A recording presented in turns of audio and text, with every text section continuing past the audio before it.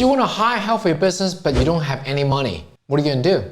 Give up? Going back to doing everything on your own? Or do you become resourceful? Did you know that you can actually hire help for your business without spending any of your own money? In this video, I'm going to share with you 3 ways you can do just that. Hey, it's Joe Lau here. After spending almost 2 decades as a business owner and an entrepreneur, I keep hearing this one problem from everybody else, including myself, is I have no money to hire help. So for this one particular business I had was a real estate startup. Now when you hear the term startup, meaning that you have to go lean, chances are you start by 1 or 2 person. In this case, it was me and my co-founder. We each have our own specialty, our skill set that we can bring to the table. That's why we can partner. But then other than that, we can't do them all. We need help and we didn't have the money to hire help. And that's when I realized that there's actually 3 things we can do to get help without spending our own money. First thing, exchange service. At that time, my specialty was marketing. And then we needed someone to help us design the software in terms of the user experience and also all the techie stuff about the user experience, right? And we didn't know how to do that, and we didn't have the money to hire someone to do that neither. So that's what we did. I would help them on the marketing, and they would help us on the user experience and user interface. And that's kind of how we get back for that particular thing. That's when I realized that, oh, you can actually exchange capabilities to avoid spending your actual money. Because when you think about it, what is really hiring someone to do things for you really mean? Let's take it down to think about the logic behind every single step, right? You put on some kind of ads, you interview someone, and then when you agree that, okay, this is the person that you can work with, what do you agree on next? You agree on the price. What the price really do is exchange in value. That's what that does, right? When you use money to hire someone, what that does is you exchange value that you both agree on in terms of what they can do for you and what you will pay them.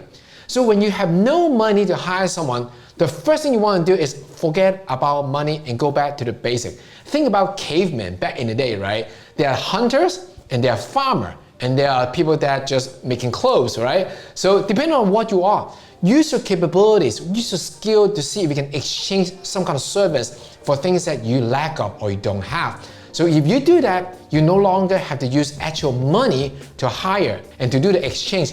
You just skip the money part in exchange by offering value based on your skill to the other person, and the other person will offer value based on their skill to you, and forget about the money. That actually keeps things a lot simpler. So that's first thing you can do. Exchange your value by exchange your capability and help each other out and bypass money as a medium. Second thing, internship. Now that you understand the concept of getting help, what they really mean is you exchange value. Now, and the fact that you can actually bypass the money portion of it, now you can be creative. Now, the last example, I'll talk about exchange value with someone with the same capability, right? The second thing is you can exchange value based on credential, based on experience. And that brings me to internship. There are a lot of websites and services out there that help you find intern. But let's think about what internship really do. What exactly do you exchange? What you exchange is the person that want to intern for your company want to get some work experience because of what they study, right? Whether it's marketing, software, sales, whatever that is, they want to get some real life hands-on experience and they want an opportunity to practice what they have learned. And what do you have in exchange? You have the availability, you have the real life opportunity that allow them to practice in real life, not just in school. So that's what you're really exchanging. You're exchanging a real life opportunity for them to practice and hone in on the skill that they learned from school. So that's where the exchange is. Same thing, the money part is being removed. I'm talking about the internship that out there that will not ask for any money. In exchange, they ask for experience, opportunity, and maybe your reference letter. So that's number 2. You can go look for an intern. And now don't get me wrong, don't think that intern is not quality. I'm gonna give you a personal example. When I had my real estate startup, we hired this intern. I'm not gonna name name, but she was amazing. She was so good and has so much time left on her hand that I was able to help her to help me start my baby product business that I later on sold it for 7 figures. She was the one that get me going because I didn't have time to do all those things. So just to give you an idea that how good of a quality an intern can be. When you hire an intern, just like any other position you hire, you want to treat it as a real position. You don't want to just kind of hand out like a charity, right? Because it's free, you just bring on everyone. Don't do that because you still have to spend time to manage them. And only hire and qualify the people that truly have the skill that you feel like can help you and you can help them as well. So that's number 2. hire an intern by exchanging value on they want experience, real life experience, and you want someone to do things for you for free, and therefore you don't have to spend your own money to get help. So that's number 2, internship. Number 3, credit card. I know when you hear the word credit card, you probably want to turn off, but do not, because this one is huge. I'm not talking about using credit card in a bad way. That's a good and smart way to use credit card, and that's what I'm about to share with you. Let's take a moment and think about this. What is credit really? Credit is not money until you have to pay it. And there's always a grace period, right? And there's also a lot of credit cards that out there, you can just search on the internet. They have 0% interest for a duration of 3 months, 6 months, 12 months. There's tons of them out there. If you have just decent credit, you should have no problem getting a credit card, 0% interest for a fixed amount of time. Those are the credit I'm talking about. Now, once you have those credit, they probably say, Joe, but that's bad. I'm borrowing money to do things. Well, let's think about it. Are you borrowing money or are you investing in money? Let me just ask you this question. If I tell you every time you spend $1, you'll get $2, will you borrow money to invest? Absolutely. How much will you borrow? As much as you can, right? If I tell you your return on investment is you spend $1 and get $2, what if you have been looking at hiring people in the wrong way? You may be thinking about hiring people is an expense. You're thinking it wrong. You should be thinking about this.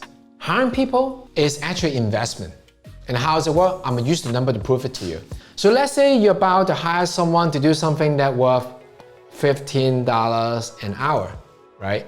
$15 an hour, let's say there's customer service or some administrative work or some research work, right?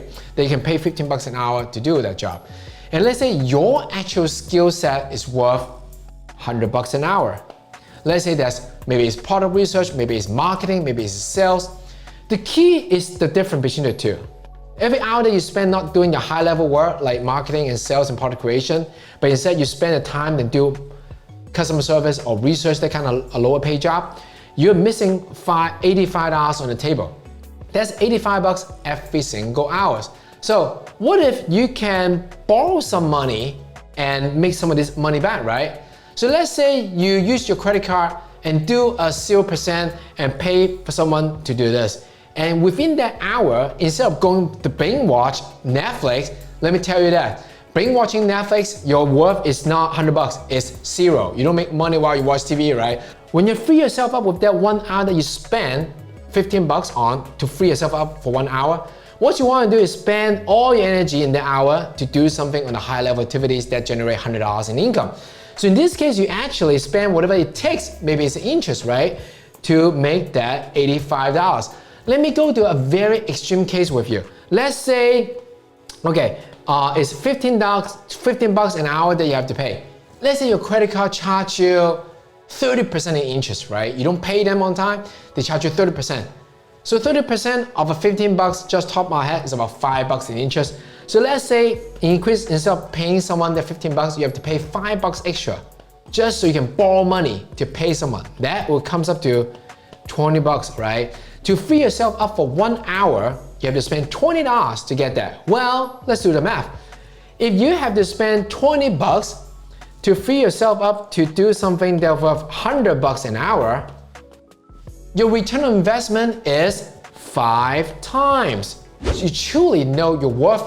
You actually will make the difference between the money you generate and the money you have to invest to free yourself up on that hours. So that's number 3. Use credit as a leverage so you can actually invest in yourself by doing the high level activities and then pay someone to do the things low activities and make the difference in between. So first things, exchange value based on your capability. What you have can do for the others, exchange for what they can do for you. So that's number 1. Number 2, exchange value with the intern. What are you really exchanging?